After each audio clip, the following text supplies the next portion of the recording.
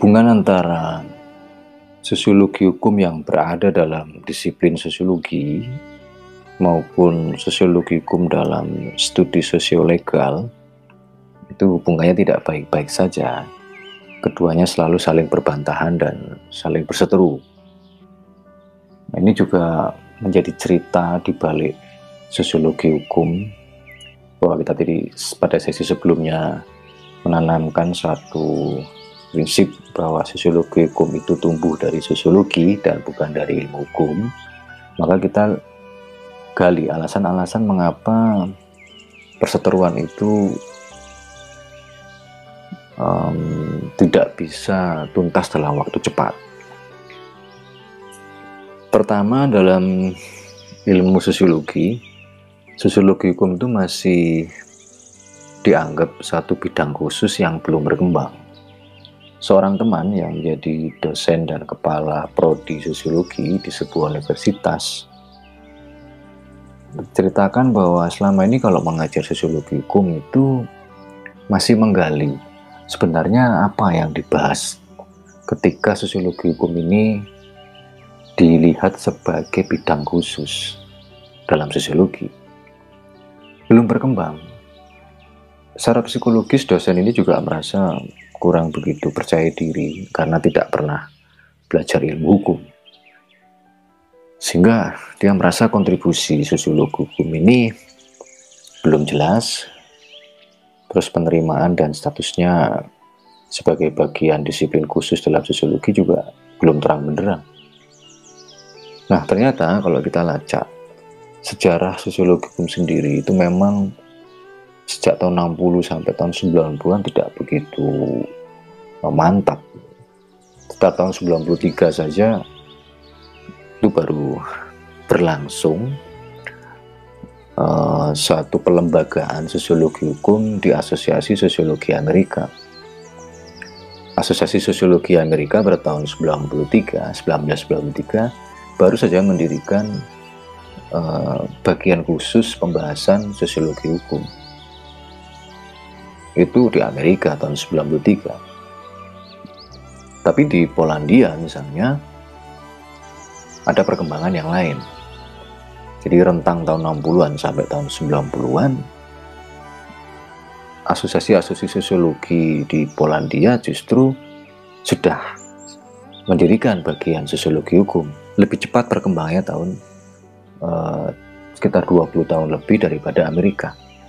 Ini mengapa nanti kita akan bicarakan perkembangan sosiologi hukum itu tidak melompat pada konteks pembahasan sosiologi hukum ala Amerika seperti kita banyak jumpai dalam kuliah-kuliah formal, tetapi justru kita masuk ke perbincangan-perbincangan sosiologi hukum tahun 60 sampai tahun 90-an terlebih dahulu, ala-ala Eropa Timur misalnya.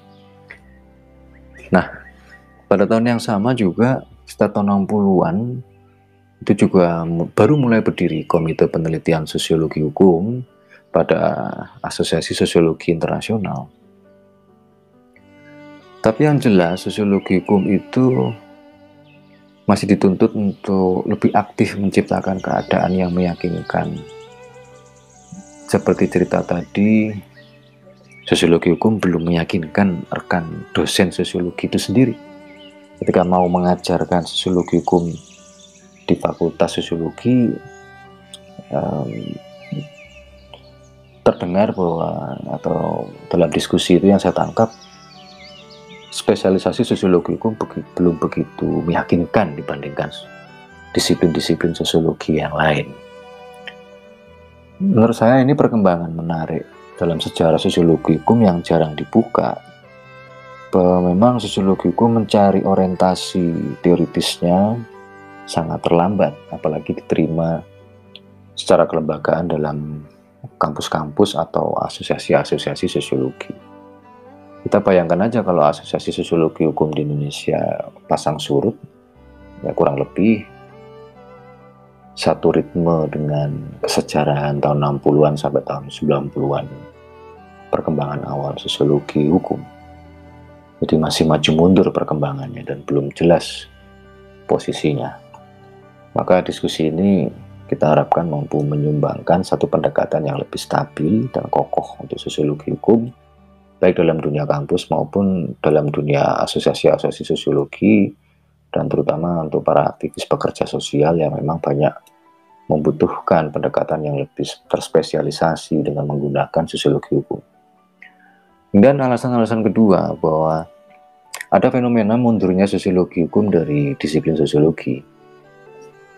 Sosiologi hukum karena tidak meyakinkan diterima dalam disiplin sosiologi, maka sosiologi hukum terdesak ke arena lain, yaitu arena hukum dan masyarakat.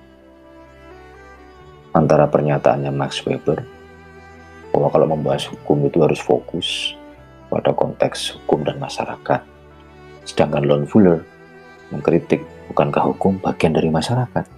Nah, ini perdebatannya mutar-mutar di situ saja. Akhirnya kemunduran atau mundurnya sosiologi hukum dari disiplin sosiologi yang bicara tentang kemasyarakatan itu terdesaklah sosiologi hukum ke arena hukum dan masyarakat. Ujungnya yang merusak pemahaman yang tepat tentang apa sebenarnya yang dapat dicapai oleh sosiologi dalam memperhatikan berbagai analisis hukum. Pada gilirannya akhirnya tidak jelas apa hubungan antara keilmuan sosiolegal. Kalau kita lihat disertasi sosiolegal itu kayak Dr. Anton Boyo Nasution ketika membahas konstituante, dokumen-dokumen percakapan dia teliti sedemikian rupa, Dewan Konstituante tahun 55 yang sangat berkualitas tinggi tapi kemudian pupus oleh dekret presiden karena kondisi politik yang begitu sulit mencapai konsensus. Nah, ini keilmuan sosiolegal yang dipelajari dan muncul dalam berbagai disertasi karya-karya ilmiah itu nggak jelas hubungannya dengan perspektif sosiologis hukum itu sendiri. Bagaimana sih sebenarnya atau seharusnya hubungan antara keilmuan sosiolegal dengan perspektif sosiologis hukum? Ini kan terlihat tragis bahwa ada kesalahpahaman tentang tempat dan peran sosiologi hukum itu untuk mempengaruhi persepsi sosiolog di bidang-bidang penelitian. Sehingga sosiolog hukum yang ada, atau mungkin sebagian sosiologi hukum, kurang begitu masuk dalam percakapan atau diskursus sosiologi, tetapi lebih suka untuk melayani diskusi tentang atau penelitian tentang tarikan-tarikan antara hukum dan gerakan masyarakat. Akhirnya, ini pengalaman saya secara subjektif dan mungkin pengalaman teman-teman lain bahwa kalau kajian sosiologi hukum itu hanya melayani tarikan antara hukum dan gerakan masyarakat, maka pertimbangan intelektualnya hilang.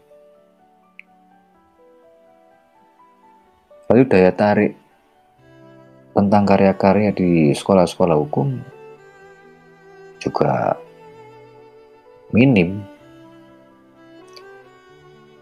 Realitas semacam ini, maka kajian tentang sosiologi hukum dalam podcast ini mau tidak mau kita perlu untuk merebut kembali posisi sosiologi hukum sebagai pendekatan yang memang punya kemanfaatan unik.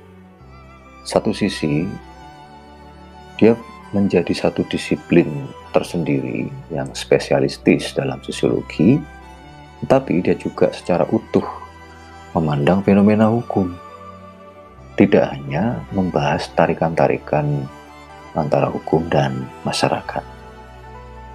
Oleh karena itu, selama podcast ini, seluruh analisis akan tertuju pada bagaimana pencapaian sosiologi hukum itu secara teoritis dan empiris dapat melayani tujuan-tujuan bahwa sosiologi hukum tumbuh dari sosiologi dan tidak terjebak pada tarikan-tarikan perbincangan tarikan-tarikan antara hukum dan masyarakat, tapi justru meluas bagaimana hukum dengan demokrasi, hukum dengan politik, hukum dengan ekonomi, dan hukum dengan polisi misalnya, pemolisian, pendisiplinan, teknologi politik, pengawasan, dan seterusnya. Kita akan membahas itu pada sesi-sesi lebih lanjut. Sampai bertemu kembali pada podcast berikutnya.